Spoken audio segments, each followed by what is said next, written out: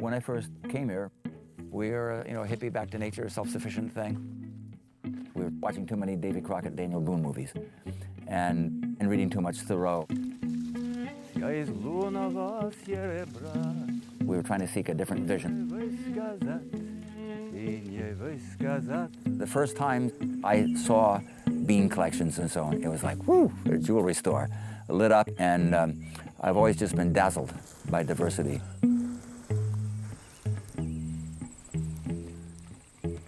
I don't like people that are all straight, all gay, all communist, all Christian. Let them all be there, and absolutely the different kinds of seeds.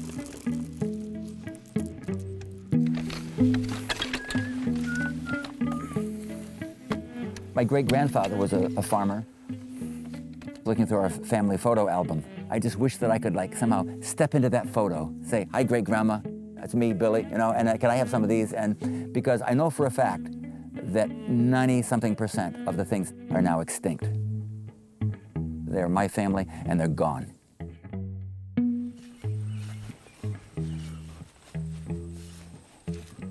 I have this horrible vision someday that the Creator would look down and come look around and say, well, where is this? Well, where did that go? I created this.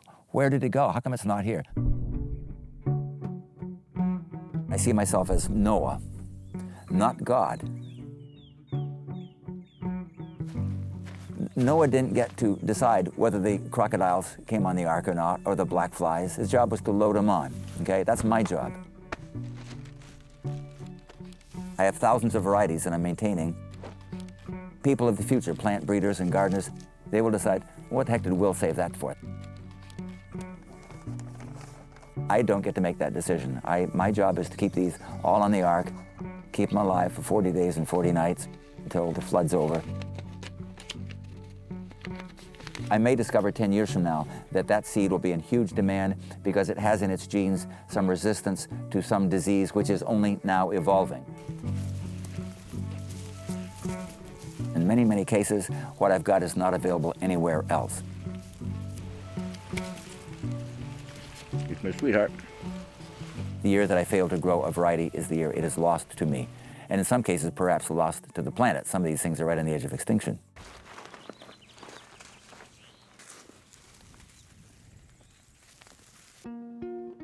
We have this collection of several hundred potato varieties. Potatoes that are purple or black skin with yellow flesh, some with purple skin, hot pink streaks in them. We have in the collection is a variety of lumpers. Most of the Irish in the 1830s and 40s were growing lumpers. Big yielder. And none of those varieties had any resistance to late blight. This is the potato that killed 1 million Irishmen, because of the fact that there were 1 or 2 or 3 varieties that were totally vulnerable. This is the variety that explains why O is the biggest section of the South Boston phone directory. Genetic diversity is the hedge between us and global famine.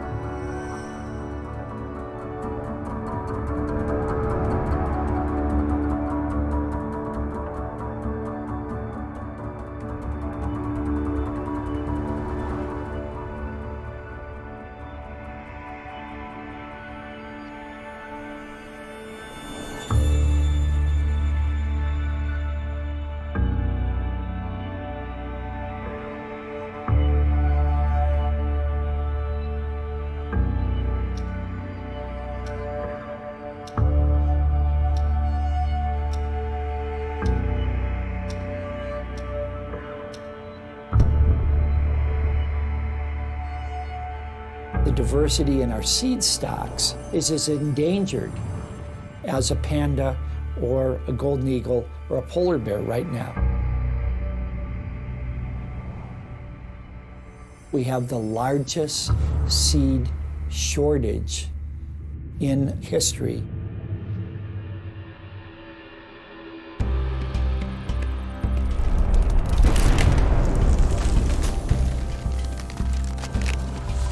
There's this beautiful dance between the plant and the humans that find each other and make a culture possible.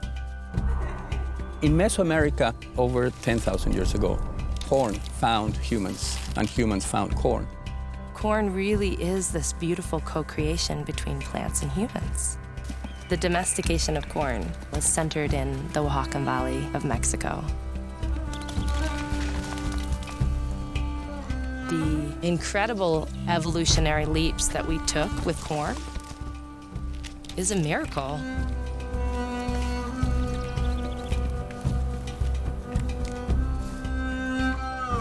It ignited the sacred connection that we had with seeds.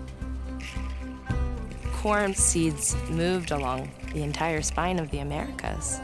It became this revolution. It became this new way of being able to feed ourselves. It's what fueled you from a small tribe to an empire.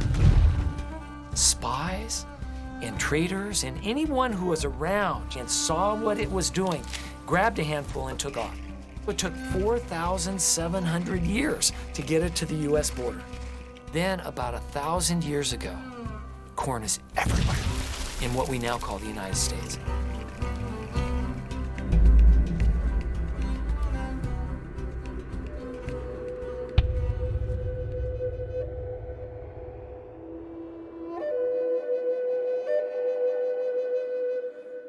Corn becomes so elastic and adaptive that now we see corn being grown on every continent.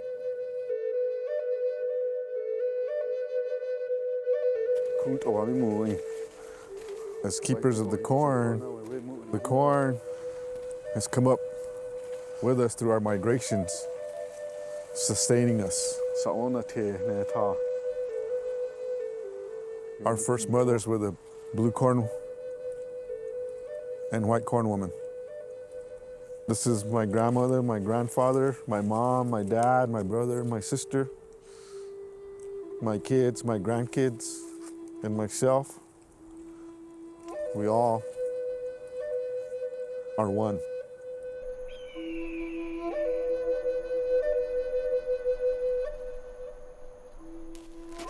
My father said, "Son, never, never let go of the corn. When I pass on, carry on the way of the corn."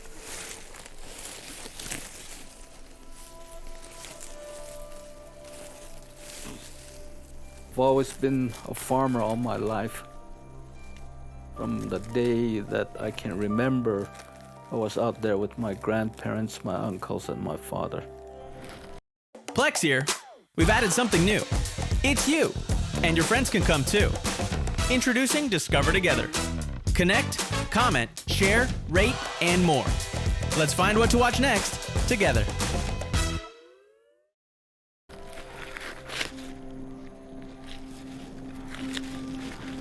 The spiritual people gave us the corn.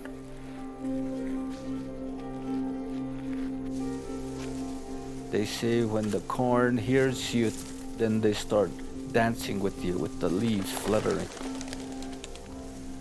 Crow damage, but we still bring it in. Everything is brought in.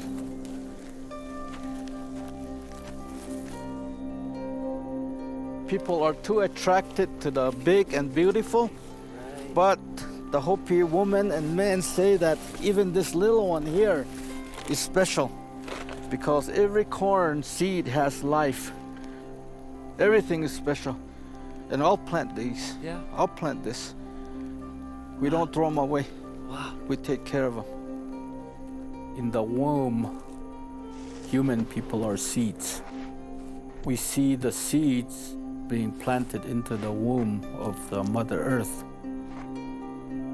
They may be calling me Daddy and say, "Daddy, I'm glad I'm here with you," you know, because these are my children.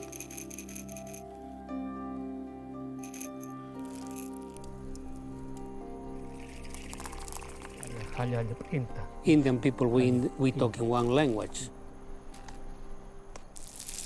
the language of the seeds. the most important thing in my heart. It's taking seeds anywhere I can go. And my grandfather told me one time, this is very important for life. And he put me before he died.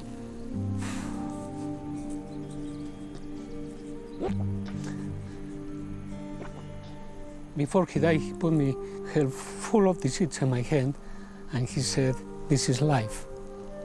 And put always in your pocket, because if you have seeds in your pocket, you can walk and you can eat the seeds. But if you have money, you cannot eat the money. This is gold.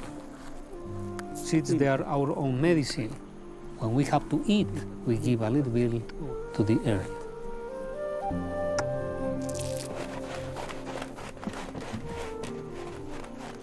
I am working now for 7 years in Tesuque Pueblo. We lost our seeds, we lost our food. But when you're losing the seeds, you're losing completely your traditional ways of eating. I bring some of the crops to these Pueblo people. Quinoa, amaranth, the lost crop of the Incas. It's part of this prophecy, the condor and the eagle. Exchanging seeds, exchanging knowledge.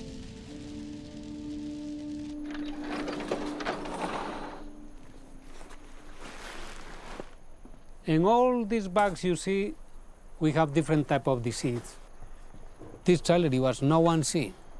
7 years, we fill up with our work, with our sweat. And this is food for the future. The seeds, they are not very happy because they are one in the top of the other one. They are beginning to tell us we need a new house.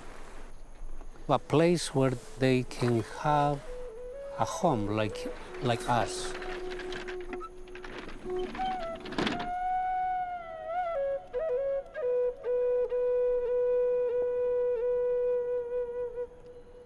Native Seed Search is a seed bank.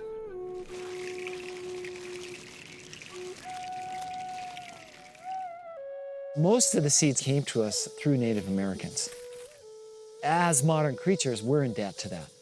They were the last expression of these stewards going back thousands of years that took care of these things and made sure that we got them.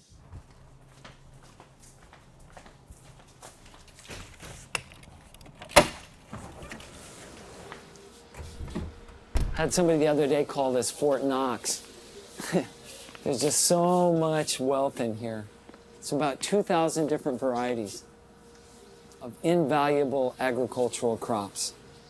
All 38 generations, all this energy comes down into the seed, you get a hold of it, and then all the future and the millions more that can come out goes out. And you're at that point when you hold those seeds in your hands. Right here is the mother corn. This is the ancient ancestor from which all corn came. And that's what we're losing. I mean, we just don't have the time left, again, on this small planet to recreate all this stuff. That's why it's so invaluable. Once it's gone, it's gone. Seeds are living embryos. They do have a lifespan.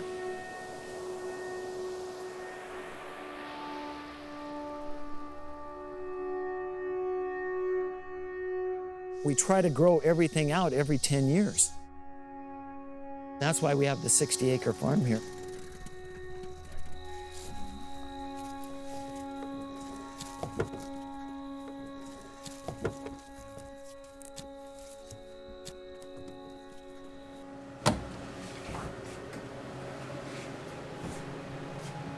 We are hugely vulnerable with all of those seeds. You think about crimes against humanity, blow up a seed bank in war. It becomes an immediate target to weaken a country. When we invaded Iraq, we destroyed that seed bank, and we destroyed that garden, and we destroyed that repository of the great ancient seeds that had been collected by that government for the benefit of mankind.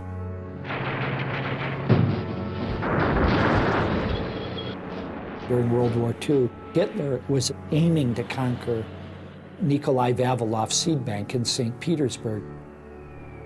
And the people associated with that seed bank holed themselves up in the building and kept those seeds protected, even though they were starving to death and missiles and bombs were landing all around them.